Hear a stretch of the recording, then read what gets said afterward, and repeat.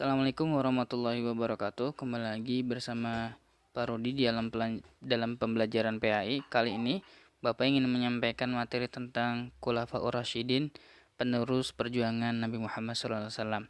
Oke teman-teman, adakah yang sudah pernah mendengar kata Khulafaur Rasyidin sebelumnya? Kalau belum, hari ini kita akan sama-sama belajar ya. Al-Khulafaur Rasyidin itu artinya adalah pemimpin yang diberikan petunjuk oleh Allah Subhanahu wa taala. Al-Khulafaur Rasyidin adalah pengganti Rasulullah SAW. Mereka berjumlah 4 ya teman-teman. Yang pertama adalah Abu Bakar As-Siddiq, Umar bin Khattab, Utsman bin Affan, dan Ali bin Abi Thalib. Nah, teman-teman sudah pernah dengar kan nama-nama yang tadi Pak Rudi sebutkan? Ada Abu Bakar, ada Umar, ada Utsman, dan ada Ali. Nah, sekarang Bapak ingin menyebutkan profil sedikit tentang 4 sahabat ini. Yang pertama adalah Abu Bakar As-Siddiq. Abu Bakar As-Siddiq lahir pada tahun 573 Masehi dari sebuah keluarga terhormat di Mekah. 2 tahun 1 bulan setelah kelahiran Nabi Muhammad SAW. Nama asli beliau adalah Abdullah ibnu Abdul Khuhafah. Ia mendapat gelar As-Siddiq setelah masuk Islam. Abu Bakar diberi gelar oleh Rasulullah SAW As-Siddiq, artinya yang benar. Mengapa beliau mendapatkan gelar seperti ini? Ketika itu Rasulullah SAW melakukan Isra Mi'raj, yaitu melakukan perjalanan malam hari dari Masjidil Haram di Mekah ke Masjidil Aqsa di Palestina dan naik ke langit sampai ke Sidratul Muntaha dalam waktu sepertiga malam. Pada peristiwa itu Rasulullah SAW diberi tugas oleh Allah Subhanahu wa taala berupa sholat 5 kali sehari dalam semalam. Ketika berita ini disampaikan kepada orang-orang kafir Mekah, serentak orang-orang kafir Mekah tidak mempercayainya. Bahkan mereka menganggap bahwa Nabi Muhammad SAW melakukan kebohongan. Akan tetapi Abu Bakar langsung membenarkan apa yang dikatakan oleh Nabi Muhammad SAW. Jadi teman-teman, Abu Bakar As-Siddiq ini, pertama beliau adalah lahir dari keluarga yang terhormat. Itu yang pertama. Lalu yang kedua, beliau memiliki memiliki gelar As-Siddiq. Kenapa beliau memiliki gelar As-Siddiq? Karena beliau adalah orang yang kemudian membenarkan Rasulullah SAW. Abu Bakar As-Siddiq ini juga termasuk salah satu sahabat yang masuk As-Sabiqul Awalun, yaitu adalah orang-orang yang masuk Islam pada masa awal ya. Jadi teman-teman, Abu Bakar As-Siddiq ini ketika pas pertama masuk Islam, dia sangat luar biasa sekali pengorbanannya. Pengorbanannya baik materi dan non materi ia lakukan. Sehingga Abu Bakar As-Siddiq itu adalah pengganti Rasulullah SAW, manakala Rasulullah SAW itu tidak ada ya. Jadi tidak ada satupun sahabat yang mau menggantikan posisi Rasulullah kalau ada Abu Bakar As-Siddiq. Nah, makanya teman-teman, tombak kepemimpinan setelah Rasulullah SAW itu yang pertama adalah oleh Abu Bakar As-Siddiq, lalu kemudian ke Umar, lalu kemudian ke Utsman, dan yang terakhir ke Ali bin Abi Thalib. Oke, selanjutnya adalah Umar bin Khattab.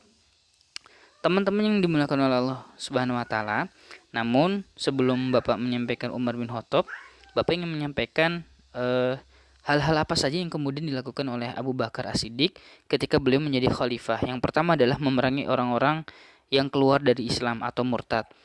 Pada saat itu ketika Rasulullah SAW itu tiada atau telah wafat, maka banyak orang-orang dari kalangan Muslim yang dia itu imannya masih belum kuat seperti itu, dia balik lagi ke menyembah berhala. Maka pada saat itu salah satu yang kemudian dilakukan oleh Abu Bakar As-Siddiq yaitu adalah memerangi orang-orang tersebut ya, agar mereka balik lagi ke Islam, tentunya dengan cara yang baik dan benar.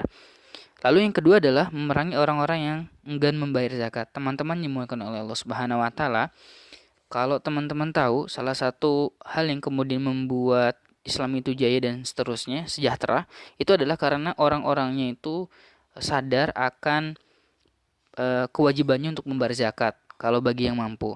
Nah, maka pada saat masanya Abu Bakar As-Siddiq ini, Abu Bakar memerangi orang-orang yang tidak mau membayar zakat. Dan yang ketiga adalah memerangi orang-orang yang mengaku nabi. Nah, teman-teman, menarik sekali. Jadi Nabi Muhammad itu adalah nabi yang terakhir, tapi masih ada yang kemudian mengaku sebagai nabi lagi setelah wafatnya Nabi Muhammad. Maka salah satu tugas yang kemudian dilakukan oleh Abu Bakar pada saat itu adalah memeranginya, menghilangkannya, agar orang-orang tahu bahwa tidak ada nabi pun setelah Nabi Muhammad SAW. Seperti itu. Lalu kemudian Umar bin Khattab.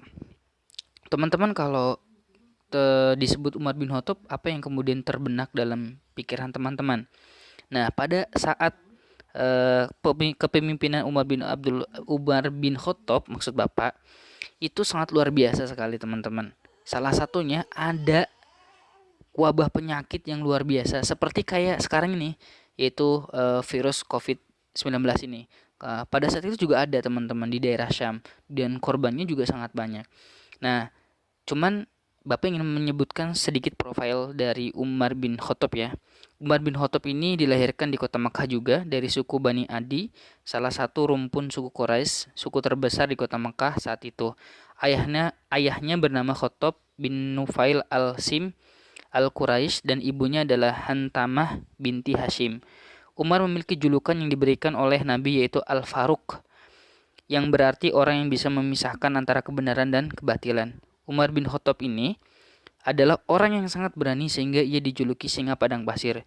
Sebelum masuk Islam, ia sangat ditakuti oleh orang-orang Islam karena kebengisannya atau kezolimannya kepada orang-orang Islam pada saat ia belum masuk Islam. Begitu juga ketika sudah masuk Islam, ia sangat ditakuti oleh musuhnya, yaitu orang kafir Quraisy. Maka teman-teman yang dimuliakan oleh Allah Subhanahu wa taala, adanya Umar bin Khattab ketika masuk Islam itu sangat luar biasa pengaruhnya. Ya, kalau Abu Bakar kita tahu karakteristiknya lembut, ya, kemudian orangnya tidak seganas atau setegas Umar. Kalau Umar ini terang-terangan kerasnya seperti itu ya, tegasnya seperti itu. Makanya musuh-musuh Islam itu pada saat itu takut, teman-teman. Nah, ada hal yang menarik, teman-teman, ketika Abu Bakar wafat, lalu kemudian digantikan oleh Umar sebagai khalifah. Ya, selain tadi ada musibah wabah pada saat itu, tapi atas izin Allah Subhanahu wa taala ternyata musibah ini dapat diselesaikan, dapat dilewati. Nah, makanya teman-teman, kalau teman-teman pengen melewati ujian ini, yang pertama adalah harus sabar, yang kedua senantiasa lakukan yang terbaik atau ikhtiar yang terbaik, lalu kemudian berdoa selalu kepada Allah Subhanahu wa taala. Nah, pada satu malam Umar bin Khattab itu berkeliling untuk mengecek rakyatnya. Pada saat itu Umar bin Khattab mendapati satu rumah yang kemudian di situ ada ibu-ibu ya sedang memasak. Lalu kemudian ada anaknya ya, atau tangisan anaknya yang menangis. Ternyata teman-teman, anaknya ini nangis karena kelaparan. Nah, dalam sebuah kisah ini ternyata teman-teman ibunya itu sangat tidak punya, sehingga pada saat itu ibunya memasak batu dengan tujuan agar anaknya itu lupa gitu ya dengan laparnya, lalu kemudian dia hanyut dengan tidurnya. Tapi ternyata melihat hal ini Umar ketika Umar masuk ke rumah tersebut dan tahu bahwa si ibu ini memasak batu bukan memasak makanan, maka Umar langsung kemudian merasa bersalah karena pada saat itu ia adalah sebagai khalifahnya. Lalu kemudian ia langsung balik ke Baitul Mal ya, lalu kemudian dia mengambil gandum atau bahan pokok makanan pada saat itu, lalu kemudian ia panggul sendiri, lalu kemudian ia berikan kepadanya. Kayak gitu ya. Ini adalah hal yang luar biasa, teman-teman. Memang tidak mungkin semua terpuaskan dalam konteks kepemimpinan, tapi dalam hal ini Umar bin Khattab memastikan bahwa ia menjadi pemimpin yang benar-benar totalitas, teman-teman. Dia tidak ingin ada rakyatnya yang kesusahan dan seterusnya. Itu Umar bin Khattab, teman-teman. Pada masa Umar bin Khattab juga luar biasa sekali, teman-teman, hal-hal yang kemudian dilakukan ya, seperti memberikan ekspansi gitu ya. Ekspansi itu adalah perluasan wilayah Islam, teman-teman ya, sehingga wilayah Islam itu menyebar luas seperti itu. Nah, masih ada dua lagi, yaitu Utsman dan Ali. Nah, maka tugasnya teman-teman, setelah teman-teman mendapatkan materi ini, teman-teman silakan cari ya profil atau biografinya Utsman dan Ali. Jawaban teman-teman silakan boleh ditulis, boleh diketik ya, lalu kemudian dikirimin ke nomor WA Pak Rudi. Terima kasih. Semoga sehat selalu dan selalu tingkatkan ibadah kepada Allah Subhanahu wa taala. Assalamualaikum warahmatullahi wabarakatuh.